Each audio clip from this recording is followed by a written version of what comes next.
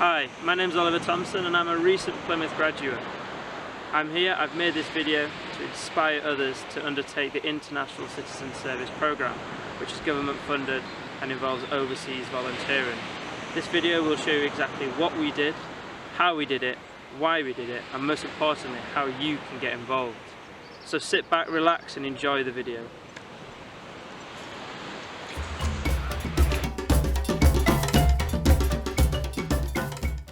In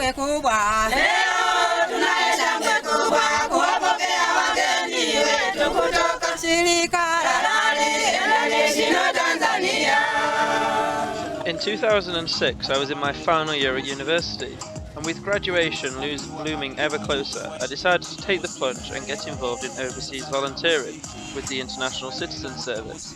And so from September to December last year, with 14 other volunteers, I volunteered with Raleigh International in Tanzania, and it was the best experience in my life. So Tanzania is listed as a developing country, so why exactly does Tanzania need our assistance and other countries around the world?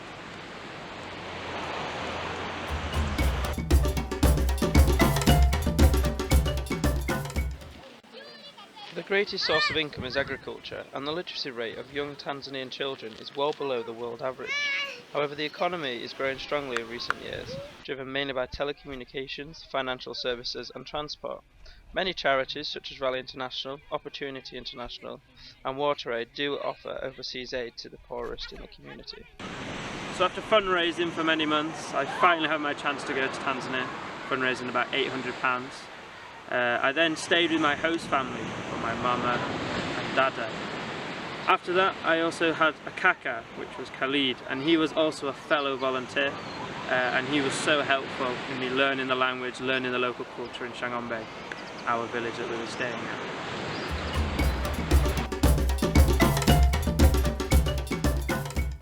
We stayed in the beautiful community of Chang'ombe, located near the Dodoma region north of Tanzania. The village had one primary school, which was heavily overcrowded and receives little funding. The facilities are very basic, with some classes being taught outside, as there were simply not enough classrooms to hold the pupils inside. Football is very popular in the community, and I was even lucky enough to play against the local football team, to which we lost 7-1.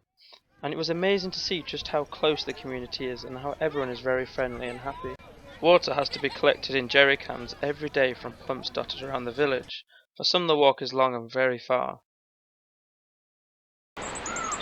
So we get asked this question a lot. What exactly did we do in Tanzania with Raleigh International? Well, I'll tell you, I'll split it down into four categories. First category, we supported the construction of better water and sanitation facilities, because in the school the latrines were really in a bad state. So we helped out build a brand new latrine block of 8 latrines.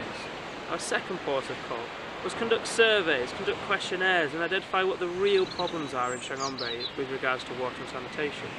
Our third port of call was raise awareness into the schools, into primary schools, into secondary schools, and as well as community groups such as the dispensaries. So with this in mind, we all raise awareness and try to combat the poor water and sanitation issues. And our final port of call was community awareness, community involvement, who are involved in the community.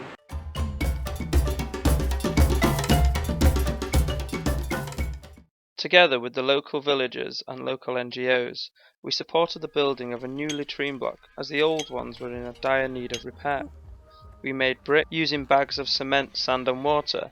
There was no mixer, so it all had to be mixed by hand. Also, to prevent them from drying out, they had to be watered every morning and evening.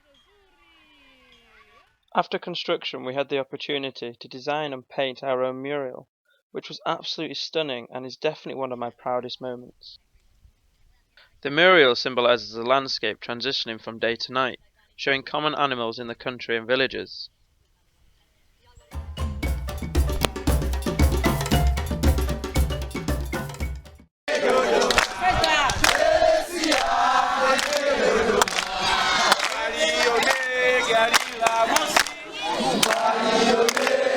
We worked closely with the school teachers in order to raise awareness about the importance of hygiene and sanitation. We hosted classroom lessons, ran swash clubs, sports days, and was even invited to their primary school's graduation, all while keeping our activities fun and interactive.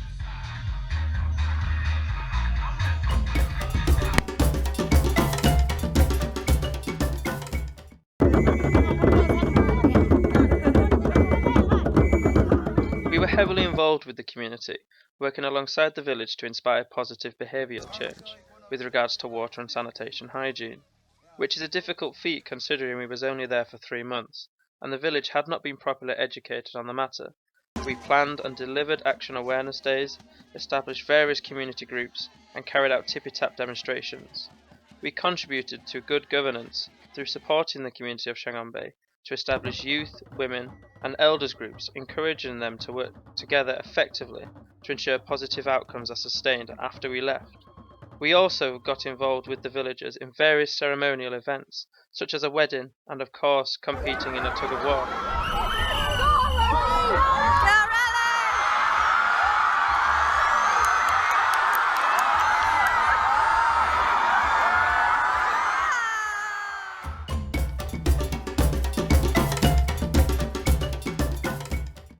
ICS is a once-in-a-lifetime opportunity and is funded by the government's Department of International Development.